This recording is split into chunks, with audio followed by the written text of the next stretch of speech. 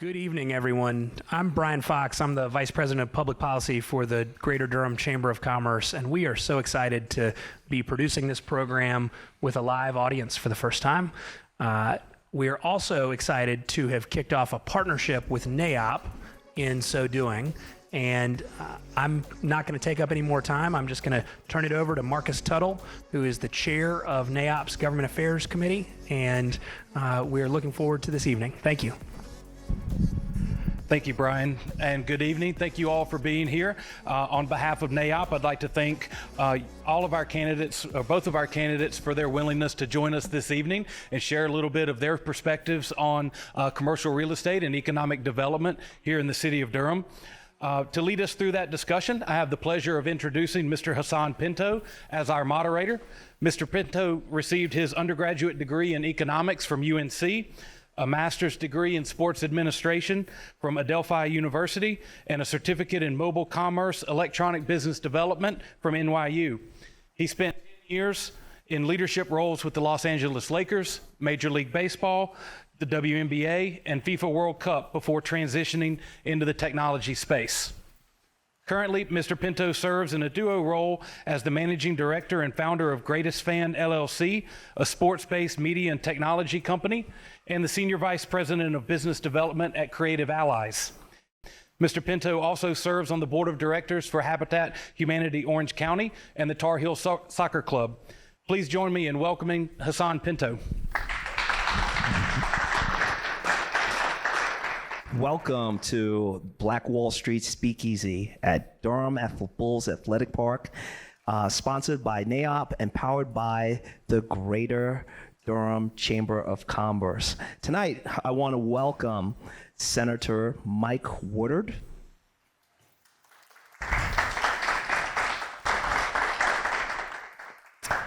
and I would like to welcome Council Member Leonardo Williams. All right, guys, are you guys ready to get into it? All right, so today, right now, we're going to talk about housing and development. There are multiple perspectives on how Durham should grow, how we should support our growing population. In the past few weeks, you both presented plans and plans to remediate these problems. How do you plan to finance those plans? I'm going to start with Leonardo Williams. Thank you for that question, and thank you to the Durham community here for hosting us. Housing is what we probably talk about most and what we deal with most on the council. And oftentimes when we're talking about housing, we don't really differentiate enough. And you hear people say, affordable housing, affordable housing, affordable housing. I've been trying to force that conversation to evolve into affordable living. For me, affordable living is where we can take more of a holistic approach to housing people. And that means we have to, not only increase supply, but mitigate this growth responsibly. And in order to do that, you have to diversify the housing options. And you have to think about, yes, first the dwelling place. But, I can put a bed in the middle of this room.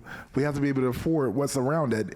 So I'm thinking about how transportation plays a role in housing, how crime plays a role in housing, how resources, walkability, all of those matters play a role.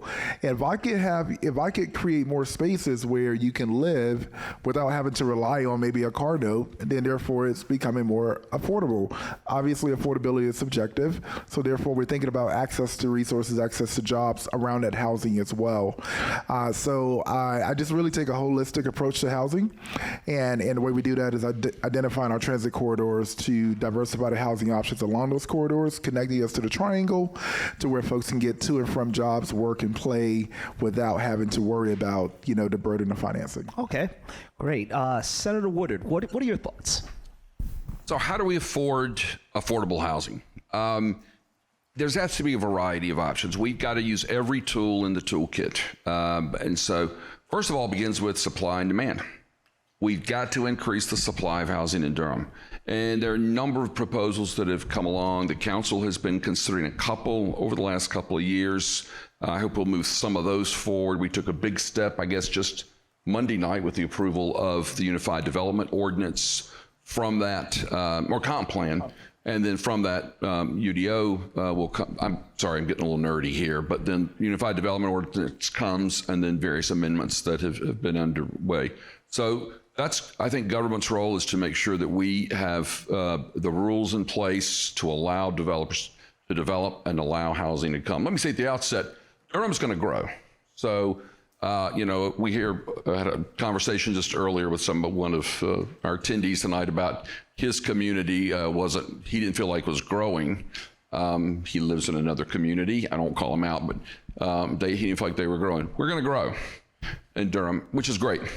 But the question is, how do we do it? So as a city, it's our responsibility to make sure that we've provided the rules, regulations of how we do that. Affordability, how do we afford it? There has to be public dollars, and oftentimes these lead, whether it's with the record-setting bond we passed a few years ago, the $95 million bond for affordable housing that Durham voters had. How do we add to that with private partnerships? So that has grown to, I think, over $130 million now, and start putting those dollars together as well. And then how do we find ways to incentivize and work with our private sector? So we have got to continue to find all of those partnerships and use all the funds that we have. Leo touched on a little bit too, and making sure that we have the infrastructure in place.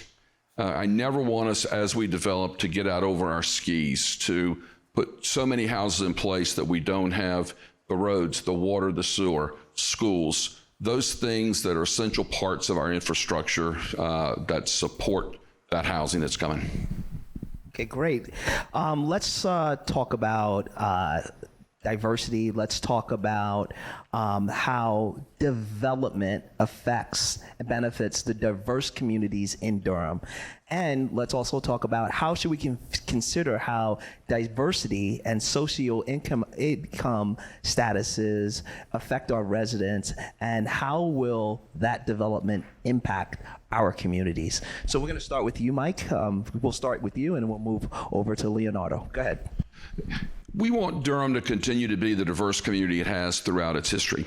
While market forces are going to often drive that development, we've got to find ways to make sure that we don't price our low income and moderate income residents out. We talk about affordable housing, and often that's for people who have lower wealth. And you'll hear us talk about AMI, average median income, and a housing project that has affordable housing for a family making 30% AMI or 60% AMI. We've got to continue to provide those programs, and I think that's where government can play an important role. But for me, beyond just the traditional thoughts about affordable housing, it's also workforce housing. AMI in Durham is about $83,000 now for a family of four. Well, think about how many families you may know who are, and obviously, median means half of the residents make above that and half are below that. So how about that half who are living below AMI of $83,000 for a family of four? How do those folks afford housing here? And that's the workforce housing. That's our firefighters and police officers, and it's teachers. I guess we don't call them tellers anymore, but the woman who helps me at my bank, she and her husband, who works for a construction company, a job he loves, are Durham residents, natives. They grew up here, wanted to live here. When it came time to buy their first house, and they are in that AMI, 100% or under AMI, they couldn't find anything that worked for them, so they moved to Butner. You know, Butner's a nice place, but I don't want Durham folk moving to Butner.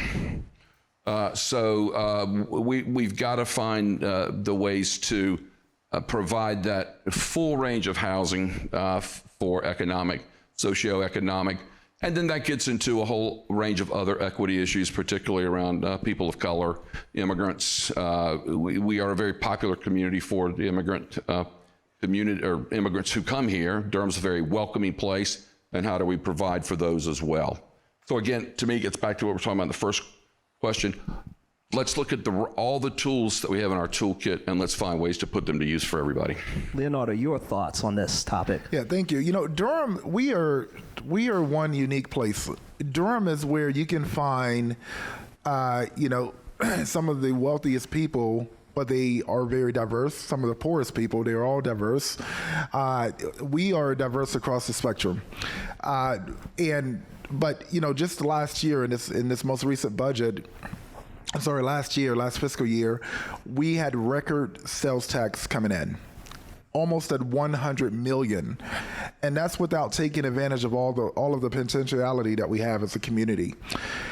Now, why does that matter? It matters because we actually have an opportunity to take advantage of these opportunities economically even more.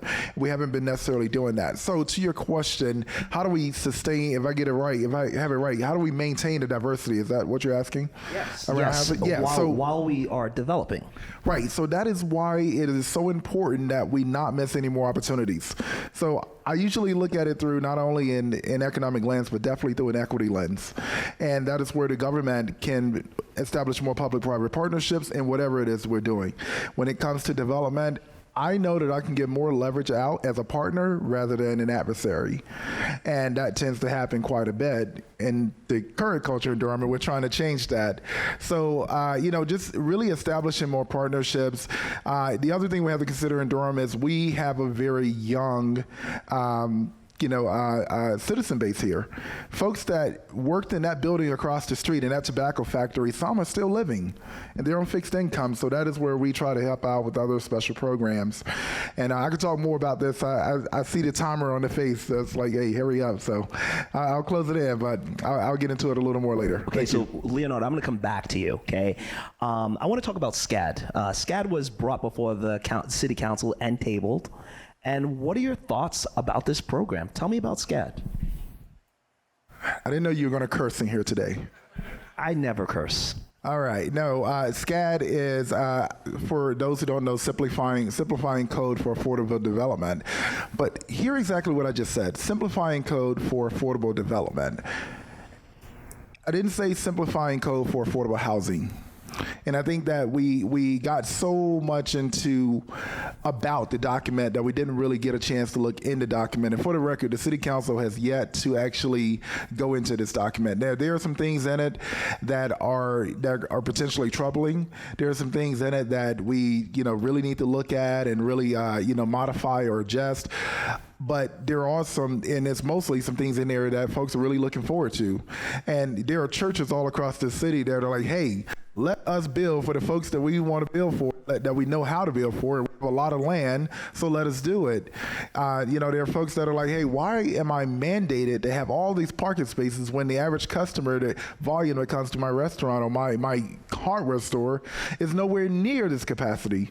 So SCAD is a document that looks at the process, and there are some things in it that we'll be able to use. There are some things that we won't, and realistically, we're going to eventually overhaul this in the UDO rewrite. But what I really want to get into about SCAD is a huge document. It's a third of our UDO. And one of the things I'll be doing is proposing to the council that we do put some limitations on how much of the actual UDO you can adjust at one time. I think that would be much more responsible.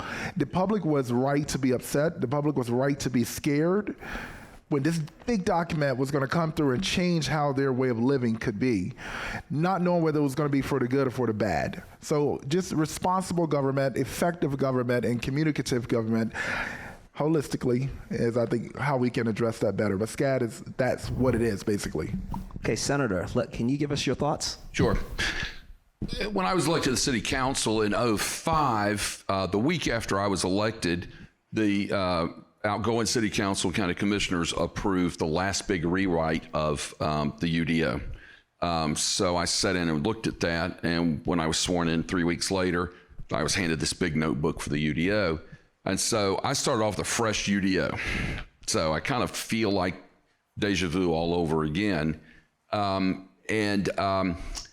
Over a few years, what we recognized with the UDO was that there were things that needed tweaking. And rather than keep doing them on a piecemeal basis, I was chairing Joint City County Planning at the time. This was about 3 years into my term. I said, you know what we need to do? We need to pull together a group of folks. We need to go through the UDO and find out the things that we need to change and work on.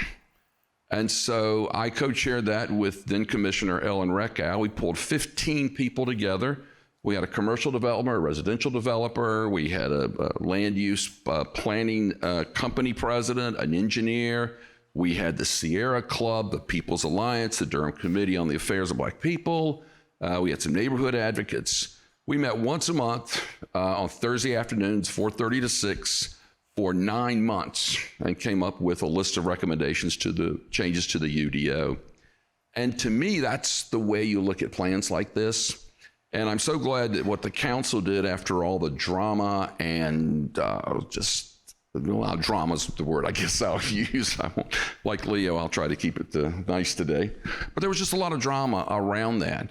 And what the council ultimately said is, you know what, let's put a task force and let's sit down and look at SCAD, because we've got the comp plan and the UDO that are coming. There are parts of SCAD that we can pull out. There are, I don't know, half dozen, maybe as many as 10 things that are in there now that could be implemented that won't give people heartburn.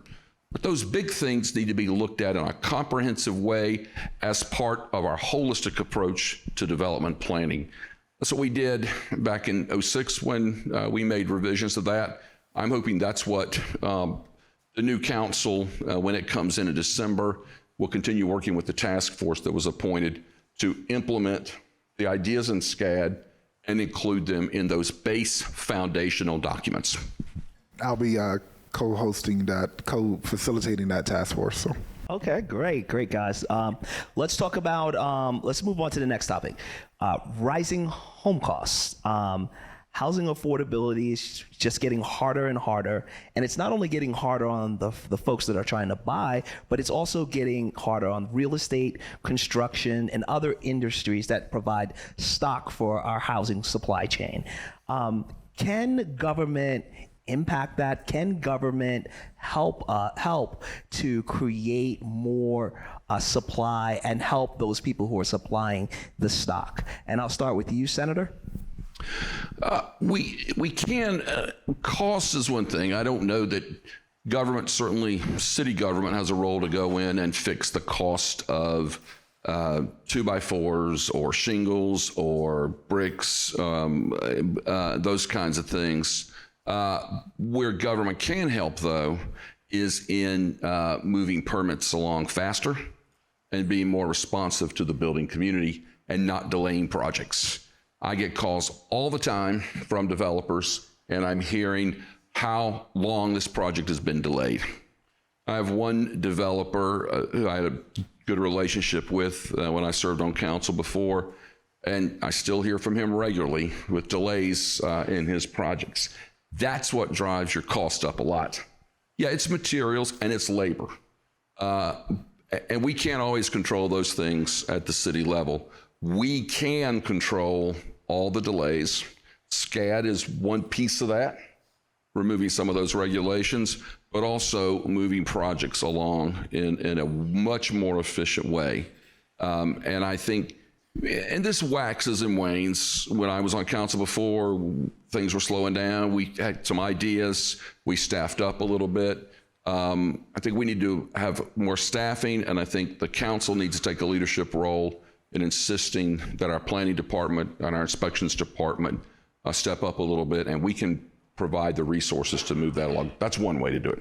I've got other thoughts, but I don't want to go on too long. Council member, what do you think? Yeah, I tend to agree with that as well. One of the first things I did in our first budget process was I asked the planning director, I said, how many staff members do you need? And so I can do it with this or that. It's like, now I've learned a little bit more. It's like, no, we're going to make sure we have the manpower to do what we need to do in a timely fashion. And I'm excited that she's making those adjustments. So I know Durham will be a lot better, but time is money. So the senator is absolutely right. It's a balancing act. Another way that we could, we like the senator said, we really don't control market forces. We have to respond to it as best we can. But the way we can respond to it is, not letting things take as much time, but also the balancing act comes into the types of policies that we will implement while, protecting the environment, while at the same time trying to get folks housed. So a policy that we just passed recently was the tree preservation policy. Really, it's really about water erosion runoff. And now, let's say you have 100 yards of clear cutting, you now have to clear cut that in phases. It will be 5 phases, 20 yards at a time. Now that's broken down into, however big the lot is. That's going to cost a lot more. Now it's going to be better for the environment, but it's going to be more expensive for the actual process. How do we be sensitive in our policies for the environment while also considering cost? And I think supply is how we partner and get that better leverage to make that work. So, Councilman, I'm going to come back to you, and we're going to talk about decisions you make today affect us tomorrow and how they affect us tomorrow. So, can you tell us about your priorities working with proposed developers in the city of Durham? So community trust is really, really, really important. And I wear that badge with honor. And when you have community trust, you can say something like, hey, where's the fencing for Durham? Cary was able to get Fenton, which is a beautiful mixed-use, mixed type campus of, amenities and activities and housing and retail and commercial. And now it's a draw point. And, Cary gets to brag, right? So, where's ours in Durham? Well, we have American Tobacco, we have DPAC. We just made some enhancements to South Point to make sure South Point continues to outperform Crabtree and Fenton and other places. But, the decisions that we make today, for me, I'm all about innovation. I'm all about, taking care of what we have, taking care of who we have, and shepherding all of us together into the next phase. I want Durham to be an economic urban powerhouse center for North Carolina. And if we have that strong in our nucleus, it'll have a wave effect around the city. We can increase our sales tax. The more we increase our sales tax, we're going to increase property. We're going to have property taxes coming in. That's how we raise money. We're going to be able to do more things without hurting people so bad. So that's just one way. And we have all the resources between Discover Durham and Downtown Durham Inc. and others to make that work. Senator, can you tell us your priorities? I'm sorry, repeat the question again. So Durham is changing, and we want to talk about the priorities that you will have with working with developers in the city of Durham. You can tell us your priorities? So priority number one, I believe in working with the development community and the community at large and how we grow is maintaining an open door and being accessible to all everybody involved in how we grow. So hearing from the community, hearing from the developers, and working through anytime there are concerns, identifying those needs and working toward those. So for me, that's number one, is listening to the community. Number two, continue to work these plans. You've heard us throw out a lot of terms today, but developing plans, and plans change, we get that, but sticking with plans. We don't want to spend all this time developing these plans and then just toss them out quickly. When they need tweaking, we tweak them, but let's make it clear. Because my third priority, I think, is stability. What I hear mostly from developers and the business community is they want things to be stable, they want predictability, and that's one of the priorities for me from our city government is I want to be predictable, I want to be stable, so I know when I come with an idea, with a plan, how it's going to be treated, how the city's going to react, and therefore how I can react. Okay, guys, this one is up for grabs. I'm going to just kind of throw this one out there, and I'm going to let you guys jump up and catch it, okay? So NIOP just recently championed support to the North Carolina legislature for a reform bill. SB 677 recently passed and is on the governor's desk for signature. Among other things, the bill establishes timeframes for municipalities to review, issue building permits. What other things can government do in order to be more responsive to the business community? Well, I'll jump in. I mean, I think moving quickly and getting quicker answers and quicker turnaround on project submissions. That's important. Number two, what I just said earlier is maintaining open door and listening. Making businesses feel welcome when they come into City Hall, when they interact with our, well, whether it's just residents, but especially with our business community, and making them feel like they matter. We can't run a city without a strong business community. It just ain't gonna happen. And so many times it's frustrating, both when I've worked at the local level and the state level, when government gets in the way of businesses and doesn't see them as a partner in our shared prosperity. And that's a culture. And again, it changes, it waxes and wanes with a new developer, new staff people, things like that. But to me, having been elected office for a while, it begins at your elected level. The 7 people who sit on that dais on Monday nights have to set the tone for being welcoming to the business community, welcoming them, working with them, and helping them be successful, because when the business community is successful, our community will be successful. Leonardo, your thoughts? Oh, thank you for that question. I'm currently the only one on the city council, and might be in our local elected government atmosphere, that has to stroke a check every 2 weeks for payroll. I own 3 restaurants in the city. One is currently a construction project, and so I live this on a daily. The current minimum wage in North Carolina is $7.25 an hour. Now, that works in Wentworth, North Carolina. Obviously, it doesn't work in Durham. However, the average pay in my restaurant is about $18 to $20 an hour. And I didn't ask for permission to do that, but if I'm being biased, the government can't do everything on its own. But like I said before, in development, partnerships means more leverage. I would love if we could have our, even at the state level, to have more incentive programs for businesses that are practicing good behavior, businesses that are innovative on, maybe paying more. The minimum wage is what it is, but let's not leave the folks that are doing it right out there to hang to dry. So just being more agile. That's what I'm looking for, just agility. The private sector can do what it needs to do and do what it does well without the government getting in the way sometimes. And I think those public-private partnerships right now, there's a self-imposed minimum wage here in Durham at, I believe, $18.38 an hour. And most folks are they're trying to reach that, or they're already doing it, and that's just the Durham way. And I think that's innovation. And my goal is to make sure that Durham is a leader in this state. And I want to take that same energy to transportation. I understand what happened in light rail when just being the young guy coming in. You come in with fresh legs and innovation. So why are we still talking about commuter rail when we can talk about bus rapid transit if the federal government is going to fund it? So just bringing those new ideas, bringing new behaviors, and being able to incentivize what's working, and that'll allow us to have more leverage to build on what needs help. Okay, guys, great answers.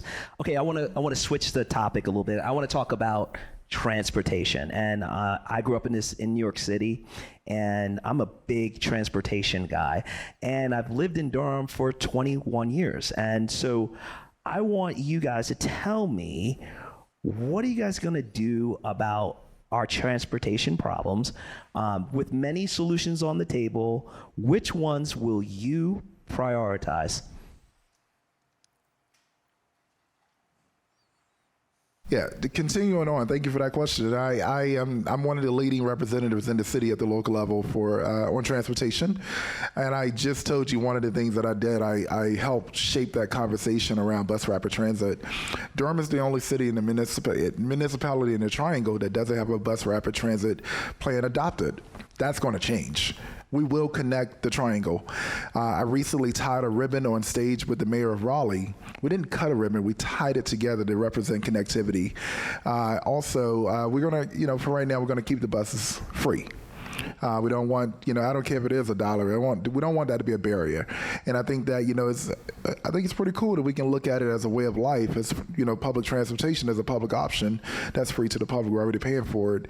The other thing is formalizing biking and, connecting our sidewalks as a formal method of getting around.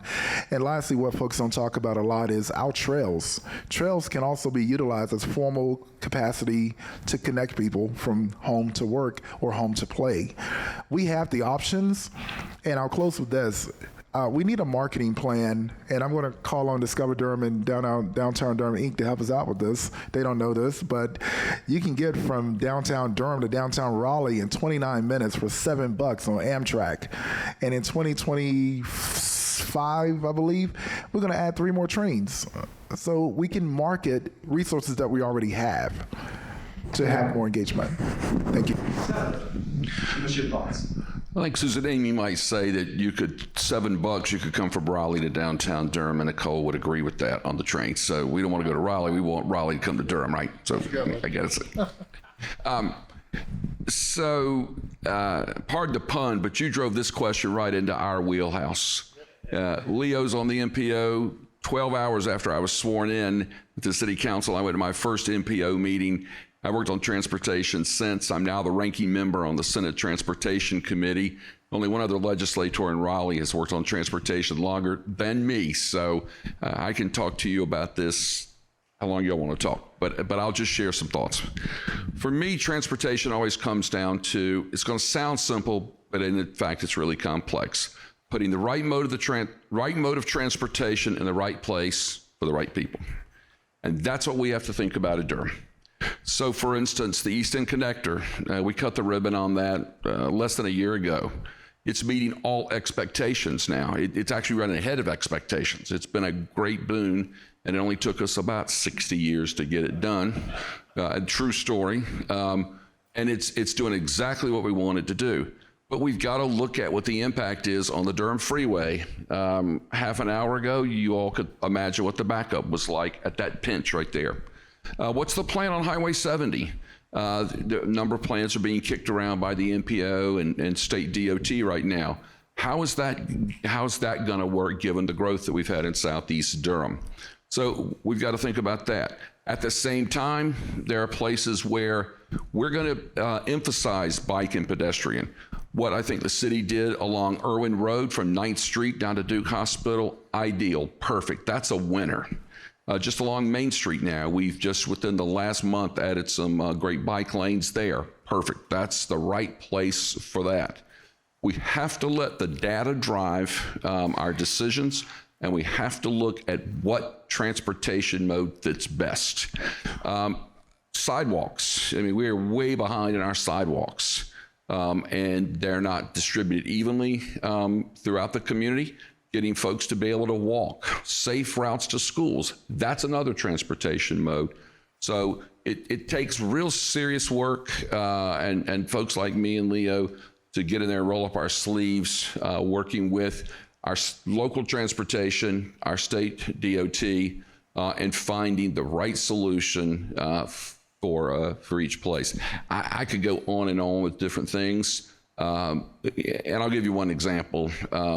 Chapel Hill Road through Lakewood was a case where we had, one time we had a series of really bad accidents. People were driving fast, crazy through there. And what we did there was I led a work task force of neighbors. We included our police captain, local DOT, state DOT, and the businesses in the Lakewood area to come up with a plan that, I guess that was maybe like 07, so ever how many years later, that was a great road project, and doing more things like that when it's appropriate is what we need to concentrate on. Okay, guys, you guys kind of touched on bike lanes, and I want to just kind of dive into that a little bit more. But they say that when you see bike lanes, and the people who use bikes as a mode of transportation generally have secondary degrees. What are your thoughts, and what do you think you guys can do to make transportation, such as bike lanes, more inclusive for the total populace? So I guess maybe there's data that would support that statement, But, trying to put some bike lanes or bike and pedestrian amenities in lower wealth neighborhoods as well, particularly around schools. Safe routes to schools is one way, I think, to do that. I tutor 2 mornings a week at C.C. Spalding Elementary, and most of the kids who go to Spalding live in those neighborhoods around there. But I see more cars dropping kids off. I'm like, gosh, why aren't these kids walking or riding their bike? Because South Roxborough doesn't really lend itself right now to kids riding bikes from these neighborhoods as you go down South Roxborough. When you leave the freeway on South Roxborough, I wouldn't put my kid on a bike going to Spalding. I don't think any of you would either. So we got to concentrate on build it and hope they will come. Leo touched on it too, though. It's marketing and making folks understand that amenity is available to them. And the benefits of getting kids out on sidewalks and bikes, but you got to provide it. So council member, talk about the marketing. Like, tell us where we're falling short on the marketing aspect of what it's already in place. Well, first, I want to thank them for covering that sunlight up back there. That was killing us. But I believe it was Blue Cross Blue Shield, but they sponsored a run. And, I was having breakfast with Mayor Schul this morning. He had this shirt on that said, "Run with the Mayor." And, he challenged city employees to join him. And about 50 to 100, they joined him. There are special things we can do. Imagine ride with the mayor, bike with the mayor. We can do our own little marathon right here in downtown. There are fun things that we can do to get folks engaged. I am from Eastern North Carolina. I am as country can get. And we use bikes recreationally. When I came here, it was a real thing. And I didn't know, it was a cultural shock. I was not riding with a helmet, and people started yelling at me, "Put on a helmet." Well, Twitter, appropriate for it, I guess.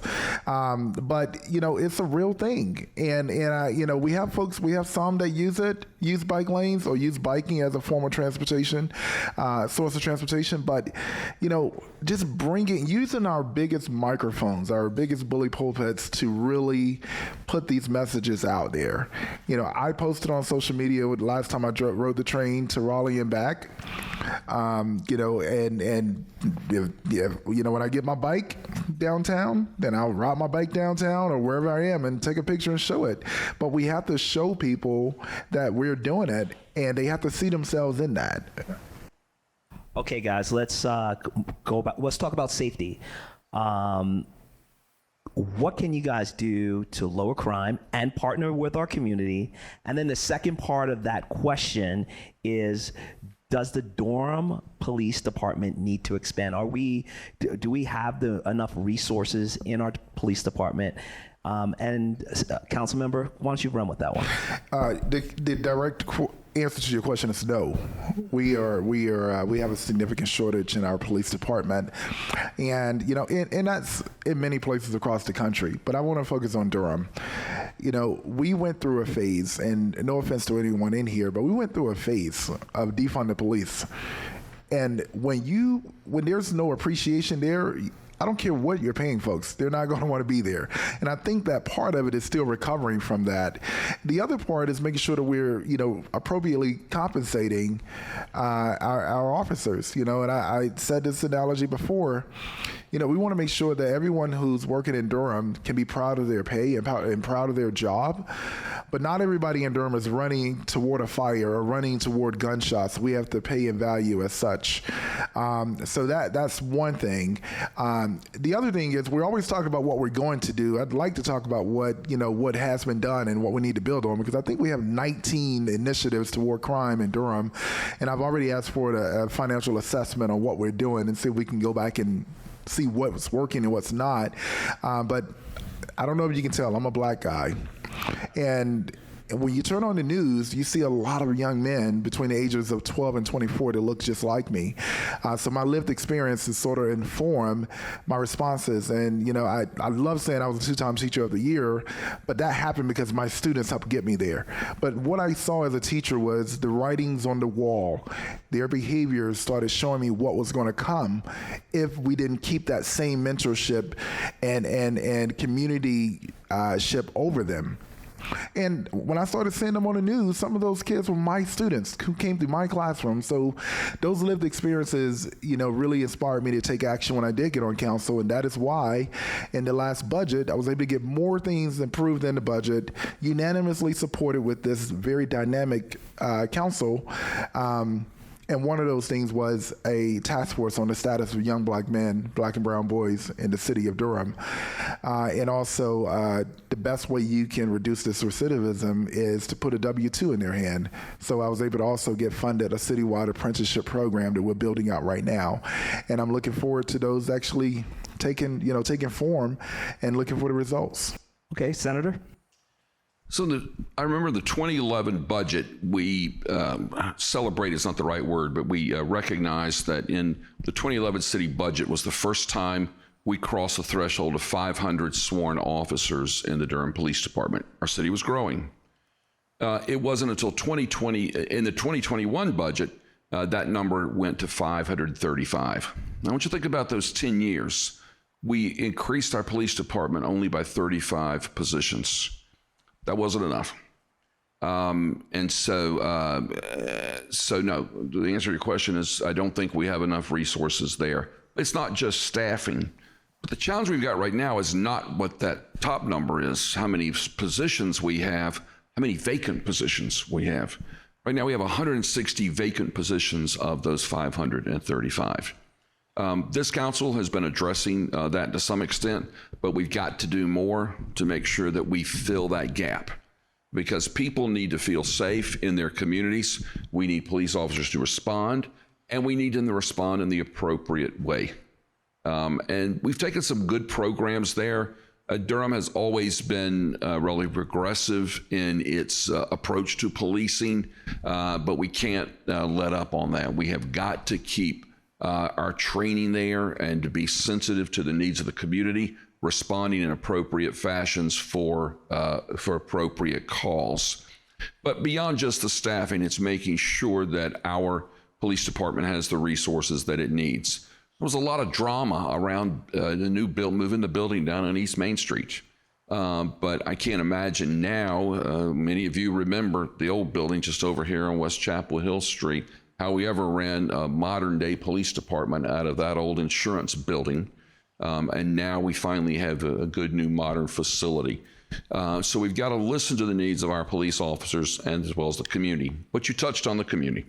And I think what's critical for us is, I don't know if the term's used that much anymore, but community policing is still very, very important of having our officers in the community working with the people who are there. Because ultimately, it's those neighbors who are the eyes in the neighborhood, the ears in the neighborhood, who see and hear the things that are very, very important. We had Partners Against Crime was thriving some years ago. It has had less emphasis in recent years.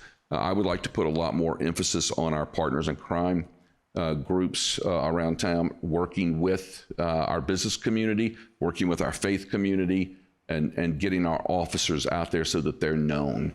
You know, you said you grew up in New York. You know, you probably knew the beat cops, the cops who walked the beat in your neighborhood. Absolutely. We don't do that as much anymore. I know growing up. Living in Pac 2 for years, we had a guy, he's retired now, but Sergeant Gunter, everybody knew Gunter because he was always at EK Post School or Watts Street Elementary School doing programs, getting to know the kids. We've gotten away from that a little bit, and we need to bring that back as well, so that whether it's kids, whether it's middle-aged folks, whether it's our seniors, feel more comfortable in their interactions with police. Okay, guys, we're gonna move to culture. Durham is this amazing melting pot. 40.6% white, 36.7% black. It has an incredible culture that's already here. But my question to you is, how do we become intentional and make everybody feel welcome? And do you think we can make Durham a more equitable place than it already is? Senator, want to run with that? So we have always been a welcoming community, and I think working with, again, our neighborhoods, the diversity of our neighborhoods, the diversity of our business community. I mean, you know, and a little shout out here, but a guy and his wife who own the first and maybe one of the few Zimbabwean restaurants in the country. You know, where are you going to find that? You know, I know he's from Halifax. I'm from Wilson down east. You'd never find those things there. Durham has always been welcoming in that respect. So encouraging those businesses and making sure that we support them. We can find ways, government can assist here. Our new Office of Immigrant Services. You know, I've known the new director hired for that because he had worked in immigrant work before the city and county partnered and had the good sense to hire NAO to come in and develop and expanding that. So yeah, we got to do a little work to keep that diversity in the kind of businesses that we have, in the programming that we offer through whether it's at the Carolina Theater or the Durham Arts Council or Hayti Heritage Center, finding ways to support those entities to keep that program so that we all feel very welcome. Also, making sure that as an employer and as someone who issues a lot of contracts, that the city is also welcoming in its employment and contracting policies. That's another fundamental thing that we've got to make sure is that we're encouraging a diversity of employees to come work for the city, a diversity of contractors who are doing the work that the city funds. Okay, guys, we have about 5 minutes left, and I want to get to a couple more questions. So if we can keep that second portion of the question succinct, and so we can get through, and then we can get the audience involved, okay? So, council member, Yep, proceed. sure. I agree wholeheartedly with Senator Woodard and what he stated. You know, and what I'll say is, you know, Durham is one of the last very economically strong cities where you can walk into a restaurant and find the owner washing dishes or serving tables right after a city council meeting. I do it all the time, and I feel very comfortable with that. And I feel comfortable because I'm not the only one to do it, because when I go to other restaurants, I see owners working in their restaurants. When I go to other stores, I see the owners in it. Asheville used to be that way. Now, the owners can't live in Asheville anymore. We are holding on to our culture here in Durham. There's a new campaign out there called Do It Like Durham. And we're going to keep it. We're going to keep doing it like Durham. So we have so much pride, and it's tangible. So I agree with the senator. We have a lot of things that are working for us. We're just going to keep it going. Okay, so you guys are both elected officials, and I want you guys to tell me succinctly, how will you guys support each other?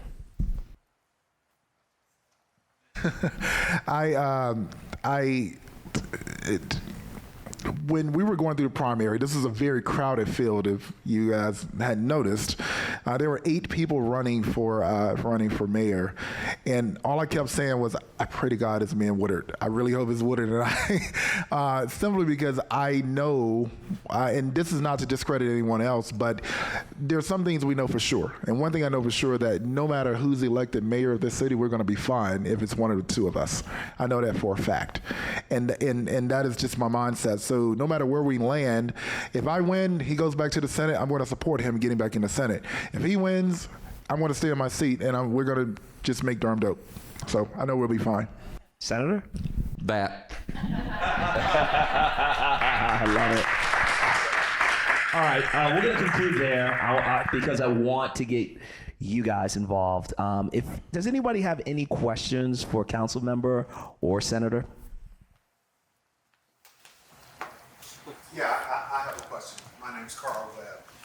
And I'm curious, in Durham, how do we shift the narrative around crime? and profit and commerce and business. And if you can speak to the number of nonprofits that we have in this community and whether or not those organizations add from a commerce and business standpoint, are there businesses that could do some of the work that now nonprofits do? And then from a leadership standpoint, with one vote, how are you going to bring consensus and support to move your issues forward? Those are two very different questions, Carl. Good job. Well, I will say to the second question, I know the senator can speak for herself, but I know I can probably speak for both of us.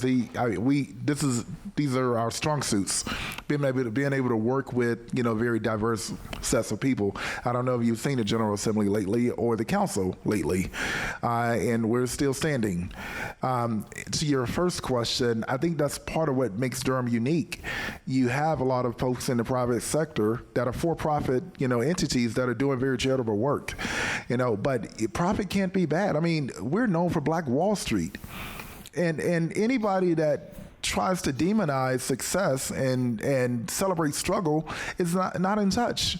And I think what you see on the stage right now, you have two people with the confidence and the courage to stand up for that. My wife and I run a restaurant. We sell chicken to make money.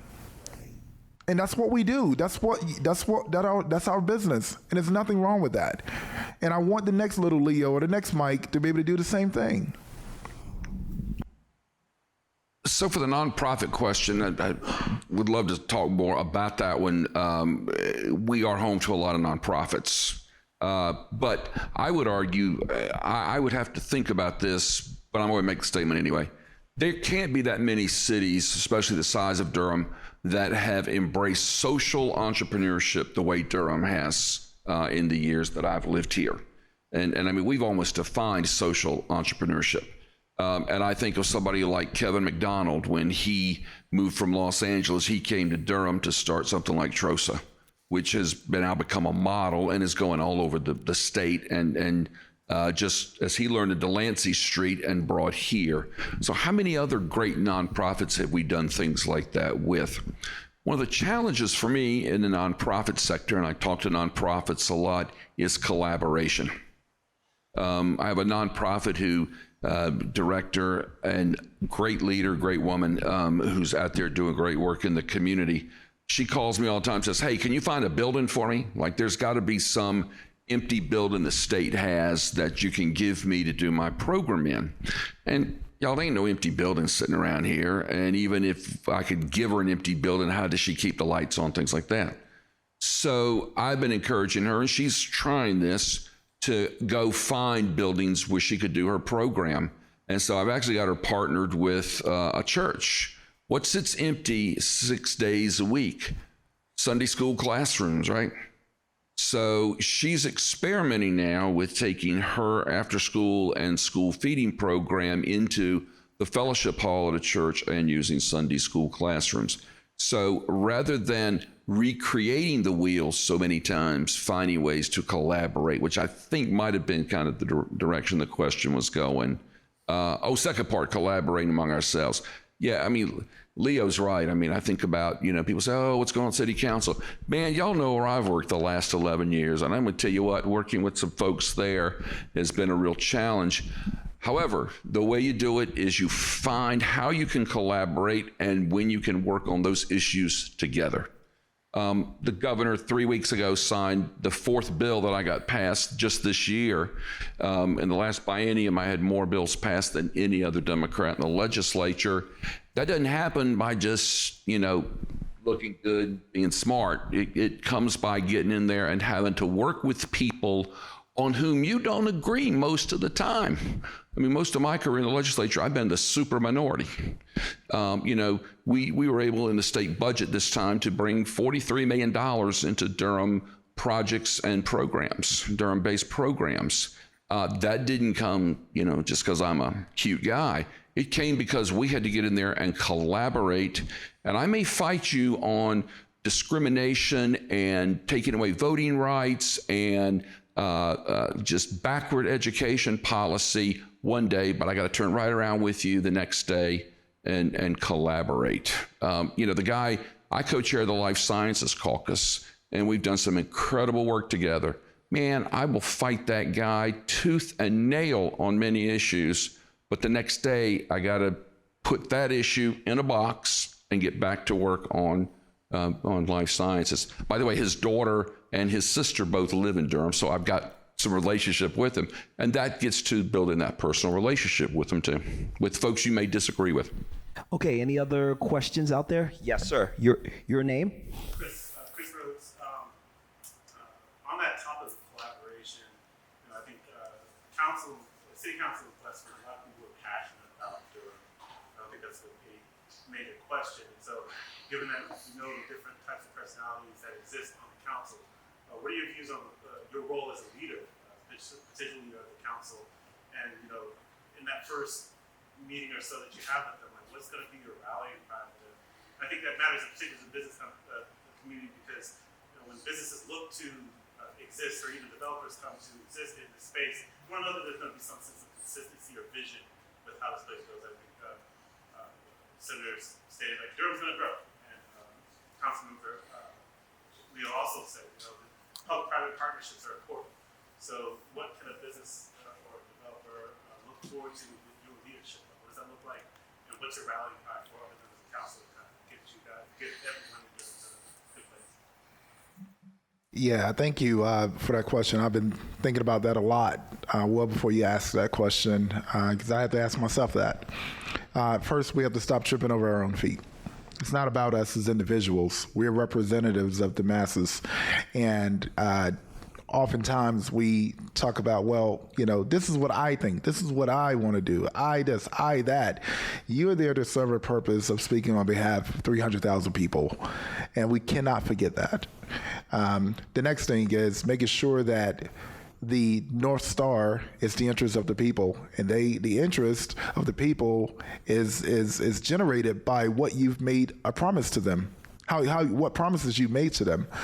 And so if we're saying we want Durham to be an innovative, embracing, inclusive city that, considers equity in everything we do, then that is our North Star, not, how someone says something to you or whatever. And I will say, part of this collaboration, there is an art to it. What you may have seen this last year is not how it always is. And I'll get a little vulnerable here. Just last week, the mayor and Councilmember Freeman and I was on three-way for like an hour. And when I was telling some folks that, they was like, "Really? You all talk?" Well, of course, we have no choice. We have a job to do. But at the same time, you said it best. There are folks that are very passionate about things, and that is what you have to respect at the end of the day. Okay. Do we have any other questions in the crowd? Pardon me? Yeah, go ahead. I'm sorry. And you. Yeah. No, I just, Leo tells you some good things there. See, oftentimes people, I think, see that notion of the big city mayor, Mayor Daley or, Mayor LaGuardia or whatever, and that they're the boss who runs the city. It's not that way in our council manager form of government. The mayor's one of 7 votes. Now, maybe because he's or she is the mayor, their voice is a little more recognizable. They run at large. Well, we all run at large, but maybe it's a first among equals. But I've never viewed it that way. It's certainly not the boss of the council. The mayor's role is to be the convener, and I think that's the important role that the mayor has. Is having the knowledge, experience, and skill set to be the convener and work on those issues together. As Leo just said, I mean, he and Mayor O'Neill and Councilmember Freeman were working on something together where maybe the media might portray them as rivals or opponents on things. They're working together. And, so just the mayor's role is to convene and bring these folks together and collaborate. Okay, your name? Thank you guys for being here and for this candid conversation. Really appreciate that. Durham is blessed as a community that lots of people want to move to, and that gives us a high level of growth. And the high level of growth can be really challenging to manage.